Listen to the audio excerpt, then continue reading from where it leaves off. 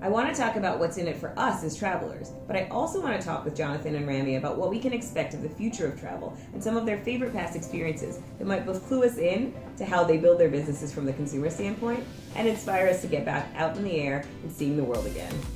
Quick note, I'm in Bangkok, Jonathan's in Hong Kong, and Rami's in London. So we're filming this remotely because everyone isn't quite fully mobile yet, which I suppose is a great lead-in to my first question. What do you miss most about air travel? I actually already answered this question at the beginning, so over to you, gentlemen. For me, the real excitement about travel is that moment when you rock up at the airport, you get through security, you get your boarding pass, and you deal with all those stresses. And for obvious reasons, my favorite part of travel is when you get into an airport lounge. In the past, I used to travel 2-3 times a month from different continents all across the world, developing and opening new airport lounges as well as other services. That's something I definitely miss. Being thrown into the unknown. What I miss about travel altogether is living like a local. Every time you go into a new location, it's a new discovery. Discover the art scene, the music scene, the food scene, that human connection that we get.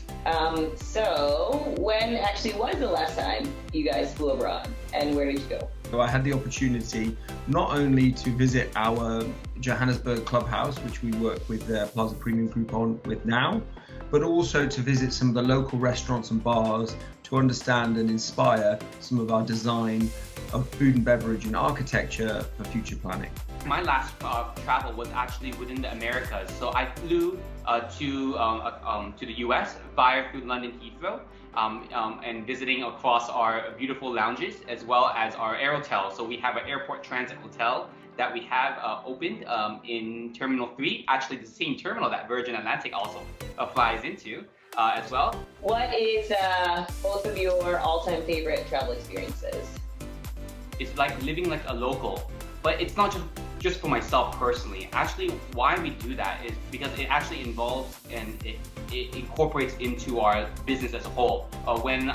Prior to opening our lounge in Rio de Janeiro, I would actually go and visit the local cultures. I'd be drinking a caipirinha on Copacabana Beach, enjoying the views, the beaches. It's all a pleasure, but it's actually all for work at the end of the day. Because if you do look into our design, I did find and sourced out a local source graffiti artist to paint the backdrop image of Ipanema Beach, as well as incorporating a local signature touch of a caipirinha drink, specially made just for our Plaza Premium Lounge in Brazil. So, I mean, you could call it business or pleasure, but I try to call it pleasure. It's a lifestyle. Well, I remember a very impromptu trip to Vietnam. We'd really embraced the experiences beyond going to nice hotels and restaurants. We actually went to a couple of local markets. We went to a cooking class, and it really opened my eyes to experiences on holidays. That's amazing. What kind of changes are you seeing on the other side? Differences in the way that people are flying and using the airport? A major trend that we have seen, which is a little difference of what's happening between pre-COVID to post-COVID, is people's priorities. People's priorities have changed. What I've observed is that the new luxury is now safety and hygiene. That's the new luxury. People don't want to be in crowded places. They don't want to stay away from the hustle and bustle. They might actually want to look for an oasis within the airport itself, and actually that's where the airport lounges do come in. So generally what we're seeing is that customers can find great deals for prices if they book really early out, or they're looking at that close in where airlines aren't necessarily filling in the same way they would expect to. There are some great deals in that last minute travel world that they hadn't had in the past. So, all those fare hunters, get booking early or look for that last minute deal. How should parents with children adjust their travel planning and processes in this post or end of COVID era? I think that what's quite important, and it actually has applied pre or even during or post-COVID, the vacation shouldn't start when you just get to your destination. The vacation should already start at the moment you leave your door. So it's quite important for us when we talk to our customers. And the great thing is why we evolved our business. We realize it's not just into the airport lounges, but even from the moment that they leave their door, we arrange airport meet and greet services where we pick them up on the airport limousine. We usher them through fast track security if applicable. We arrange an airport lounge for them. And even within our airport lounges, we need to be friendly to the certain categories, such as families. So we purposely position in certain respect of our lounges, we have family rooms that we actually set up very close to the dining area. So then that way the parents can enjoy a meal, but at the same time being watching out for these little monsters. It's so funny. You obviously traveled with us, Jonathan, my wife and I, and our 2 children on our last trip a month ago. My little 2 monsters are 4 and 2. So you can imagine in a post-COVID world, we were quite anxious about travel, and we certainly bought ancillaries. We certainly bought added extras that we've never bought before. Yes, helps you package everything into here's where I'm going to put all of my worries in this basket. So what about business travelers? So I think for business travelers, the needs are a little different. Number one, they may not have little monsters around together with them. So that's the one thing. But for them, it's about convenience. It's about seamlessness. Convenience and seamlessness and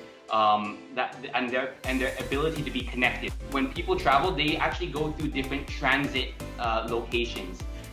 So when they transit, normally when you're a business traveler, you will want to choose the flight that gives you the best destination time, right? We have our service called Aerotel, which is the airport transit hotel, which is specifically built for business travelers. Love it. I love the Aerotel idea. And I flew from Bangkok to Fiji for work once, and I had to transit in Singapore, and it was actually pre-Aerotel era, and I sat in the airport for 5 awful hours, and it would have been so much better to be in a hotel room.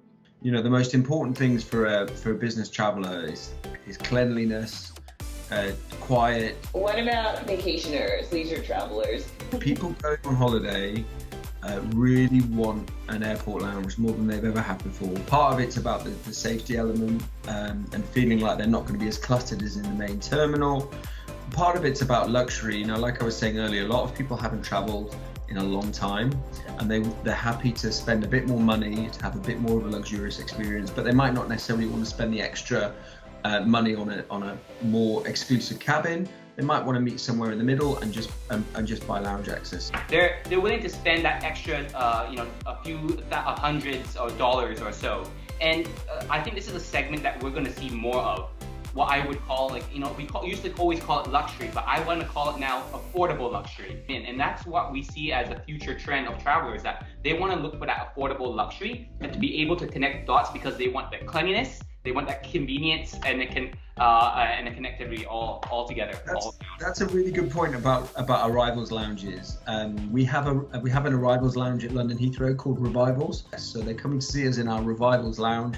They're having a glass of champagne, they're having some breakfast, and they're having a shower, and they're hitting the town straight away. So I definitely see that change in the leisure travel for sure, Jonathan. But if there's competition in the market, then, there's all kinds of options. And, maybe I want it a smoother sailing from my front door to the airport. Or maybe I'm looking for someone to ease me through immigration or whatever. And there's just so many more layers and options. It makes my life a lot easier. So what you mentioned, such as, limousines and, the fast track, the meet and greet, it's all interchangeable. Because in the past, as a customer, you're not going to have to talk to 10 different companies just to plan each section of your journey. It's all interconnected. You can be still talking to Virgin Atlantic, for instance, and regardless of if you want a meet and greet, you want a hotel, you want a limousine, this can all be arranged by an airline, actually. Likewise, vice versa, because we're all in it as a shared economy, and that's how I see it, because it's the same customer that we're dealing with from A to Z. So what are your top 5 airports in the world? Hong Kong International Airport. We are headquartered in Hong Kong, so Hong Kong International Airport would be one. Another airport would be the new Chiotsi International Airport, which is in Sapporo, Hokkaido. It has the best, best ramen noodle stalls that you can think of. It has 18 stalls of different ramen just in the land side prior to check-in. And I'm going to list Heathrow as my number one airport. It's coming home for me. It's got our flagship lounges, arrivals and departures. I'd also put Incheon Airport in Seoul. Just such a beautiful structure, such a beautifully designed. Hamad International Airport, Doha. Big shout out to the big yellow teddy bear under the lamp that everyone sees when you come in. It's such an iconic piece of artwork that always makes me take a step back and be like, wow, this is, it manages to combine that global feel, but also local Qatari culture, was you've also got that contemporary touch of pushing boundaries of what's included in an airport. People haven't traveled for years. So keeping things as consistent as possible is super important to us. The number of people who come into Heathrow and JFK and go, my redhead is still here, my curry is still on the menu, my fish and chips are there. That's actually the bit that's most exciting for people, is that consistency and keeping things, as much as possible as they are. So within our Heathrow Clubhouse, we have our Peloton bikes, which have been incredibly popular. We are big fans of green, conscientious hospitality. And Virgin Atlantic has won an Innovation Award for their sustainable onboard F&B offerings. Plaza Premium lists sustainability as one of its main tenets. I would like to know how this will come into play in your collaboration lounges. We work together with some food charity groups across in, let's just say in Hong Kong, for instance. We've explored upon together with some food charity groups where they will pick up in logistics and have this be taken over to food banks that we can give to people who are in need. One of the challenges around climate change is about sustainable fuel, but it's about looking at every element of the supply chain to ensure we're doing everything we can to make our experience as green as possible. Okay, last question. In your opinion, where in the world should we go next? I just want to be out anywhere together in a place with a nice beach, good mountain views, good hikes, good craft gears, and be able to rack up my air miles. I can't wait, and I would probably go with Cape Town myself. That sounds amazing, and summer's coming, so it's like the perfect time. Thanks so much, you guys. Thanks to Jonathan Song from Plaza Premium Group and Rami El-Dahshan from Virgin Atlantic Clubhouse.